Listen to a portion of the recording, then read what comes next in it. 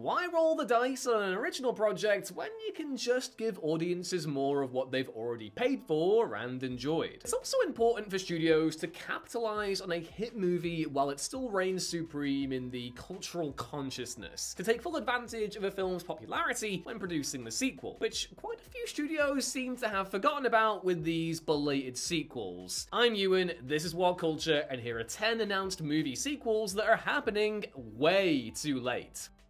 Number 10. Dodgeball 2.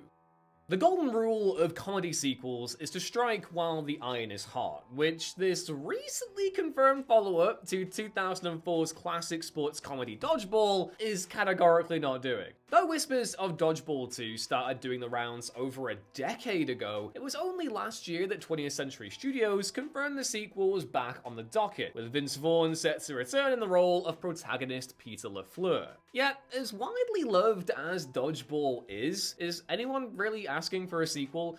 Especially one coming more than 20 years after the OG.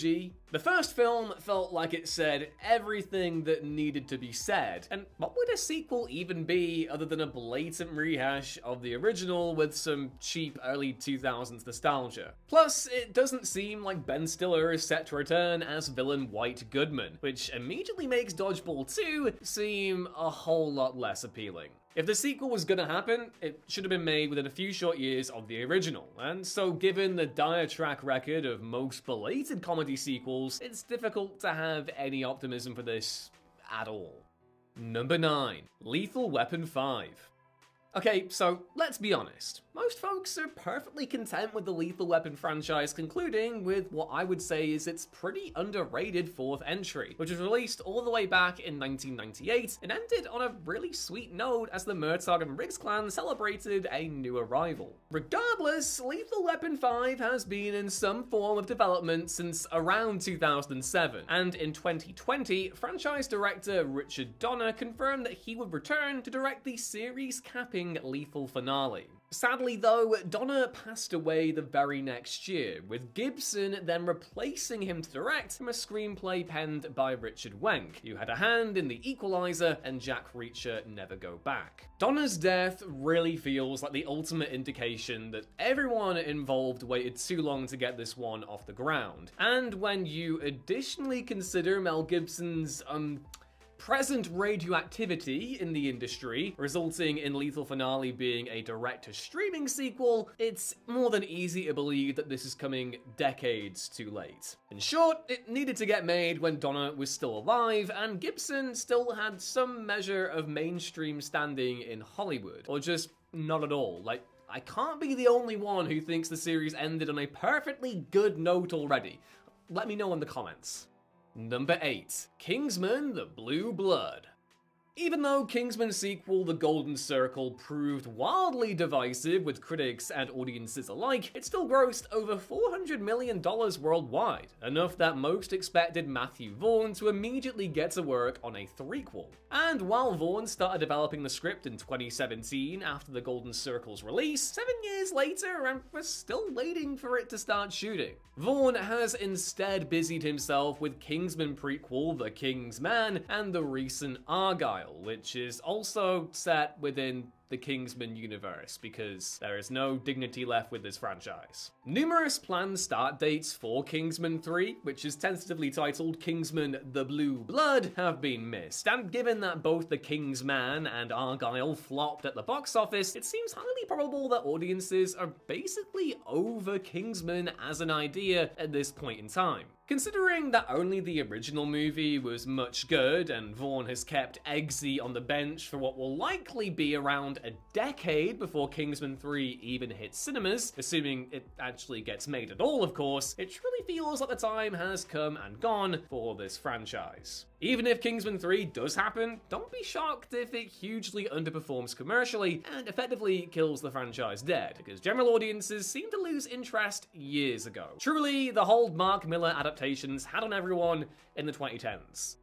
Number 7. Dirty Dancing 2.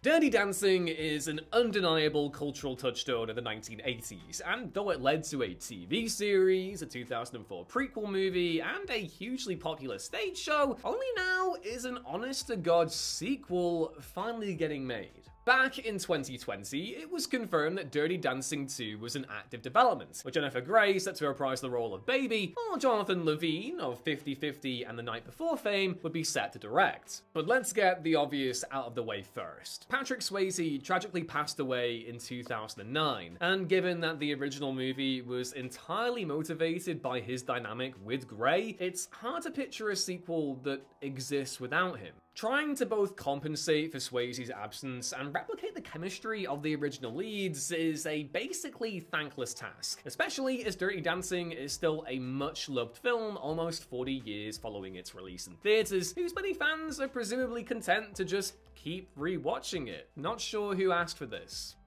Number 6. Now You See Me 3. Should have been called Now You 3 Me, but anyway, the first two Now You See Me movies collectively grossed almost $700 million worldwide, so it's honestly surprising that Lionsgate didn't rush ahead with a third film after the sequel's release. Now You See Me 2 came to screens back in 2016, and though the soon-to-shoot third film was recently confirmed for a November 14th, 2025 bow, this is definitely another franchise that needed to get going while the going was good. Even with most of the principal cast set to return, waiting a near decade to put the third film out feels like a massive mistake. With the theatrical landscape so different today, will audiences consider it worth leaving the house for? I don't know, but in any case, it should also be noted that Now You See Me 2's box office success was heavily reliant on its performance in China, where it grossed almost $100 million alone. But with China's interest in Hollywood waning in recent years, Now You See Me 3 won't have the same market strength the previous films had before even a single frame of it has actually been shot. In pure creative terms though, this needed to come out when people were still talking about the franchise. 2020 at the latest. Number 5. Cloverfield II. Cloverfield was a veritable pop culture phenomenon when it released in 2008, and shortly afterwards, director Matt Reeves talked up the prospect of a sequel which covered the alien invasion from another person's perspective. Yet, 16 years later, a direct sequel to Cloverfield still hasn't happened, with the series instead branching into spin-off territory with the brilliant 10 Cloverfield Lane and the not-so-brilliant The Cloverfield Paradox. After years and years of J.J. Abrams teasing a proper Cloverfield sequel, however, it was finally confirmed to be happening in 2021, with Joe Barton tapped to write the script. That Paramount has thus far struggled to make Cloverfield a genuine franchise in its own right is pretty surprising given the fandom for the original film. But with close to 2 decades passing without a direct follow-up, and the sequel reportedly ditching the found footage format due to the style's declining popularity, it really feels like Cloverfield 2 had its chance, well, over a decade ago. Number 4. Twilight of the Mallrats. Kevin Smith's Clerks follow-up Mallrats may be a much-loved cult classic, but Smith has been struggling to get a sequel made for the better part of a decade now. And it's probably fair to say that even among the filmmaker's die-hard fanbase, the thirst probably isn't really there for Mallrats 2. Smith basically used up all his nostalgia clout with victory lap sequels Jay and Silent Bob Reboot and Clerks 3, neither of which exactly set the world on fire. And so, outside of the most committed fans of Smith's View Askew-niverse, there isn't a massive desire to be reunited with these characters. Also, wildly enough, 2025, which is next year, marks 30 years since Mallrats' release, and if Smith was really going to get this one made, he probably should have done it either when comic book movies first gained mainstream attention in the late 90s/early 2000s, or once the MCU became the dominant blockbuster franchise 15 years ago. The time for this one has come and passed, it's just best to let it go. Number 3. Spaceballs 2.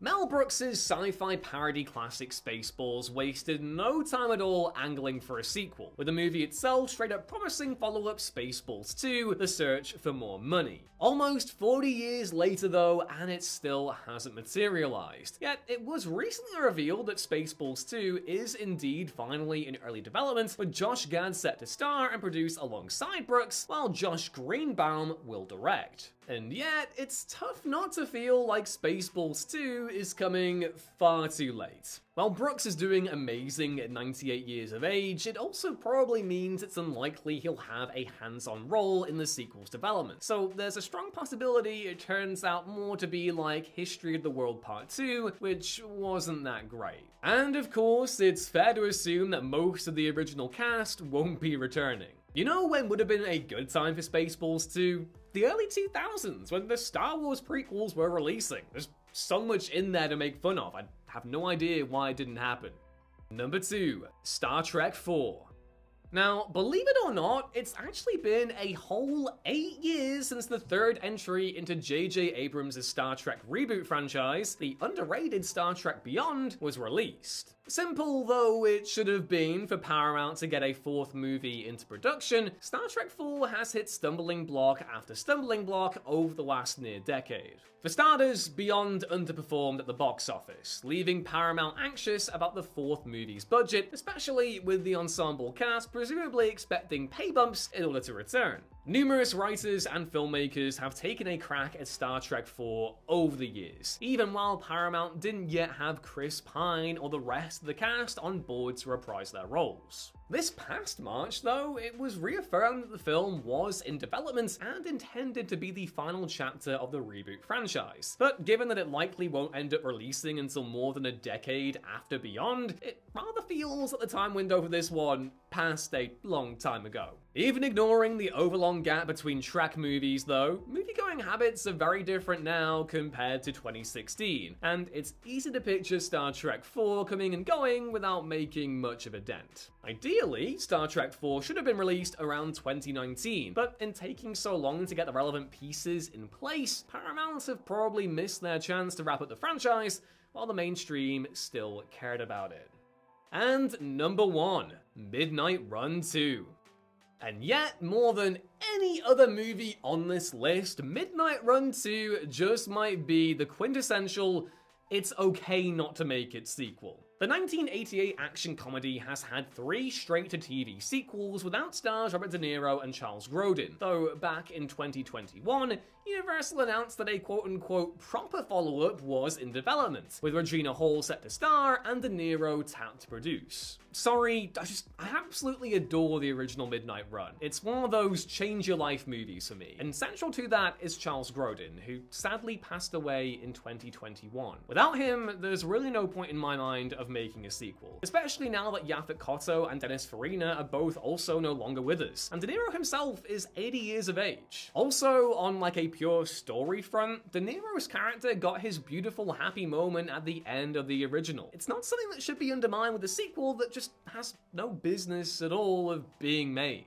The ship has categorically sailed on this one, and given that Midnight Run doesn't exactly have much brand recognition for contemporary audiences, it seems foolish to try and dine out on nostalgia and getting it made. Regina Hall is great and all, but there's still a thunderous lack of interest in the Midnight Run sequel, as the original should remain a one-and-done road movie masterpiece.